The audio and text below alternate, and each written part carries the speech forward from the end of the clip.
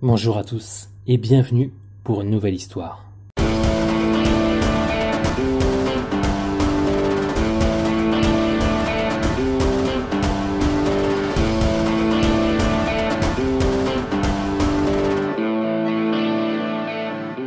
Oui, je sais, ça fait un moment que je ne vous ai pas raconté une histoire. C'est pourquoi je me rattrape aujourd'hui avec cette histoire, le tour de garde.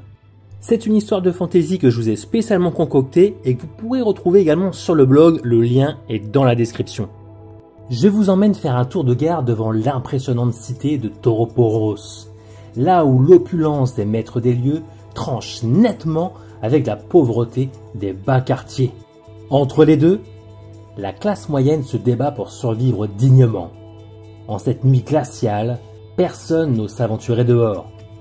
Le couvre-feu est déclaré depuis longtemps pour contenir la population et traquer un mystérieux groupuscule d'opposition qui profiterait de la nuit tombée pour conspirer.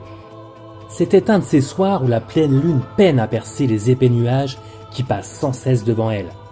Les ombres jouaient ainsi avec les nerfs des gardes, simulant de temps à autre l'apparition d'un dragon dans le ciel. Ça aurait été une nuit parfaite pour une attaque par les airs. Pourtant, le danger viendrait d'ailleurs. Il venait lentement, tapi dans l'ombre, attendant le bon moment pour se mouvoir suivant l'ombre d'un nuage menaçant ou les mouvements des gardes qui redoutaient l'engourdissement en restant dans une position fixe.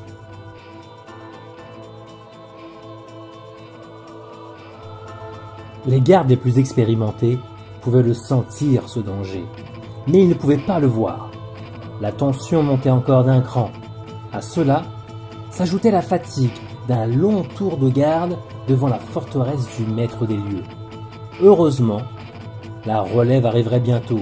Il serait alors temps de prendre un repos bien mérité et de transmettre l'angoisse et la crainte à l'équipe suivante, comme une patate chaude. Pourtant, il est bien difficile de se débarrasser de ce genre d'impressions et de sentiments. Ça colle comme de la mélasse, et il prend aux tripes pendant longtemps. Même après avoir cédé son tour de garde, il est bien difficile de s'en soustraire avant de trouver refuge dans un sommeil salvateur. S'il le veut bien, il n'est pas lui-même hanté par la torpeur. Oui, la vie d'un garde n'est pas de tout repos, mais après tout, c'est dans toute la cité de Tauroporos que la crainte règne depuis plusieurs lunes. Soudain, un mouvement sur la gauche attira le regard d'un garde qui fit signe à son camarade qu'il allait vérifier de quoi il s'agissait. Il lui semblait bien avoir aperçu une ombre se glisser dans l'angle du bâtiment. Le garde approcha lentement du coin du bâtiment, effleurant la pierre millénaire qui dressait depuis longtemps la muraille du poste de garde. Il sentait son odeur humide et salée qui trahissait l'arrivée imminente d'un orage futur. Il fit irruption dans le renfoncement, épée dressée droit devant lui pour pouvoir parer une éventuelle attaque. Il sursauta pourtant en voyant un gros chatrax, un gros chat à deux queues, fuir effrayé alors qu'il pistait certainement un rat, attiré par les stocks de provisions entassés juste derrière le mur. Rassuré après l'effet de surprise, le garde regagna son poste. Il fit signe à son camarade qu'il s'agissait d'une fausse alerte. Devant l'absence de réponse de celui-ci, il réitéra son signe de main. Les gardes de la cité possédaient leur propre système de communication à travers différents signes de main. Son acolyte lui répondit cette fois d'un simple signe qui n'était absolument pas répertorié. Comment osait-il lui faire un tel affront? Le garde s'approcha alors de son camarade négligent pour une mise au point verbale.